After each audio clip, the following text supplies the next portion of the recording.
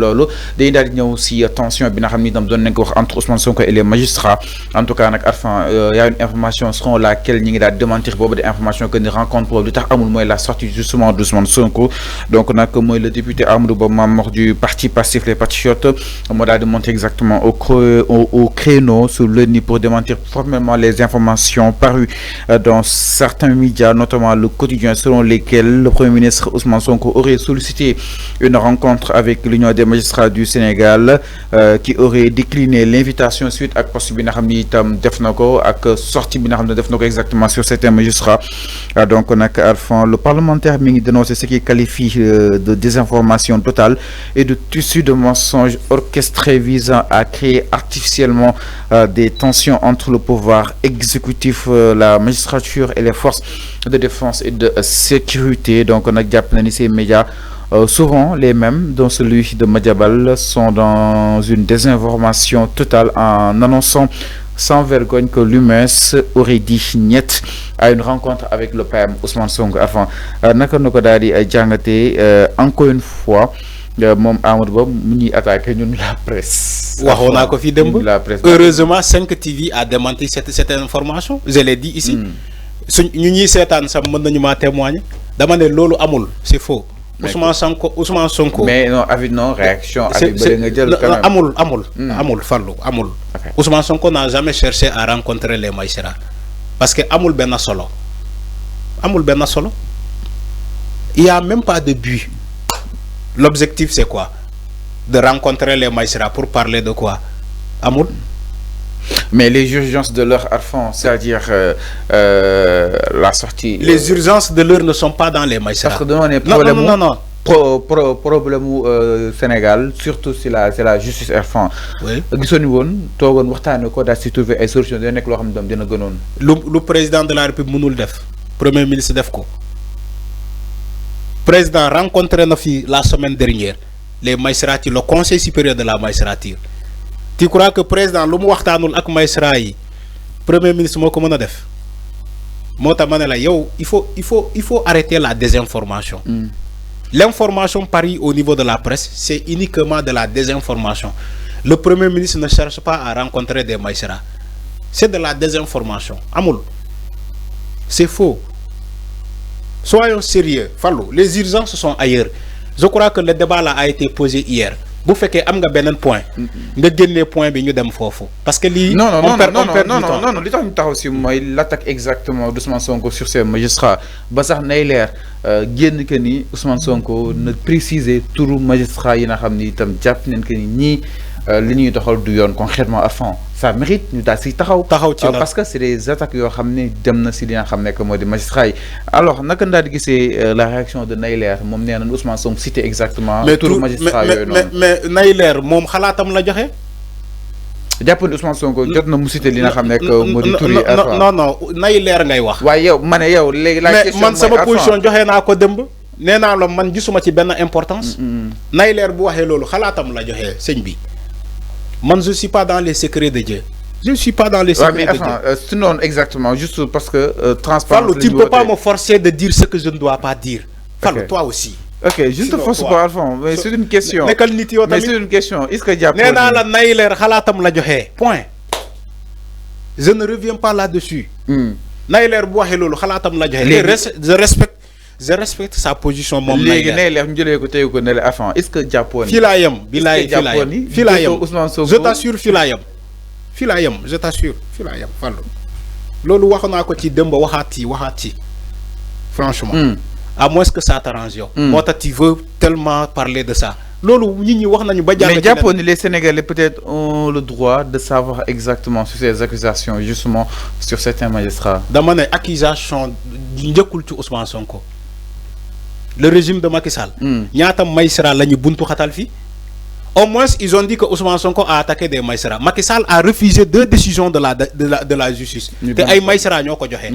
Sabassi Faye Ziguinchor et Abdoul Fallo. Je quitte l'émission comme bu fekkee yow Fallu yow sabop bii nii yow da ngay gaaw a fàtte ma ne la Macky Sall a refusé une décision de justice de Sabassi Faye nga ne ma non yow Fallou yow kon foo nekkoon yow. mais il faut na jàpp ne enfin c'est l'affaire de Mame Mbaye Niang moom moo tere Ousmane Sonko à ce que pour mu bokk ci élection yi. Fallou mais nekkul cette décision mais Sabassy Faye ba mu ko joxee. Fallou dugal nañ ko ci liste yi. Dans 18 millions de Sénégalais.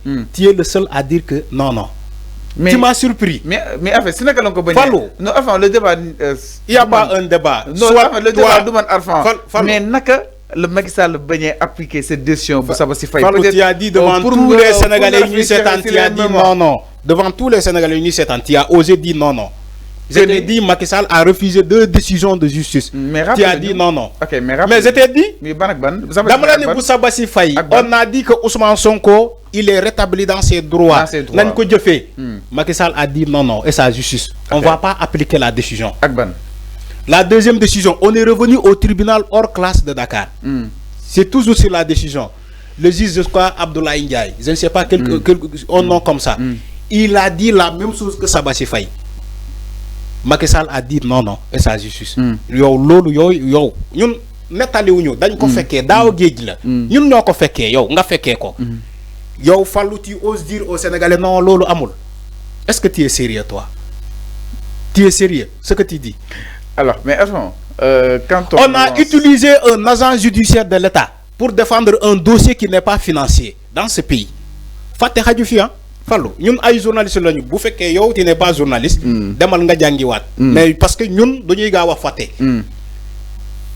On a utilisé un agent judiciaire de l'État qui est émanant du ministère des Finances. Te agent judiciaire de l'État ku ko xam affaire finance intérêt état lay défendre. Ñu utiliser un agent judiciaire de l'État bu dem ba dans le tribunal de la CEDEAO. Pour défendre un dossier qui n'est même pas financier. Pour Ousmane Sonko, qui tas buñu tas partium, qui aussi xagn buñu ko xagn pour mu bok élection. Tout ça sur le régime de Macky Sall. Aujourd'hui, les mêmes personnes reviennent pour nous dire que oui, Ousmane Sonko dafa critiquer ay Maïsra. Yeen li ngeen def Maïsra mo ëpp Ousmane Sonko lu muy def ni. Ñom lu ñu def Maïsra mo ëpp Ousmane Sonko taxaw bu mu taxaw di dénigrer di critiquer ay Maïsra ñom yamuñu ci critiquer Maïsra ñom ils ont sanctionné des Maïsra devant tout le monde en plein jugement un Maïsra a été descendu ñu ne ko dañ la wàccee yónnee ko SMS en plein procès gis nga Fallou wax bu dofee nopp yi koy déglu ñoo war a wér waa Benno Bokk Yaakaar ils ne peuvent pas donner des leçons aux gens. Soyons transparents et neutres. Macky Sall wàccee na fi un juge dans un procès ñu envoyé comme message ñu ne ko wàccee nañ la dañ laa wàccee xanaa loolu yéen da ngeen ko fàtte da ngeen fàtte loolu laajal moom l'actuel ministre de la justice Ousmane Diagne lu tax ñu daa ko dem leen ngeen laaj ko lu tax ñu daa ko c'est pas un Maïsra. Aujourd'hui, Yann Abdoumbo, vous donnez des leçons aux gens. Yann Aïssata Tall Sall, vous donnez des leçons aux gens. Yann Nyata Maïsra, ngeen traîner dans la boue dans ce pays. Nyata Maïsra, ñom wa Benno Bokk Yaakaar. Nyata Maïsra lañuy torturer dans ce pays. Ci sen hiérarchie. Dañuy jël un Maïsra qui n'a même pas l'hiérarchie, ñu tek ko ci kaw benen Maïsra bi bo xamantene moko wara ilif. Fi lañuy fekk dans ce pays. Te Maïsra yi kaas nañu ko kaasaat ko fii ci jamono Macky Sall pour récompenser des Maïsra ñu jël un Maïsra boo xamante ne kii moo ko ëpp grade ñu jël xale bu ndaw bi Maïsra boobu teg ko ci kawam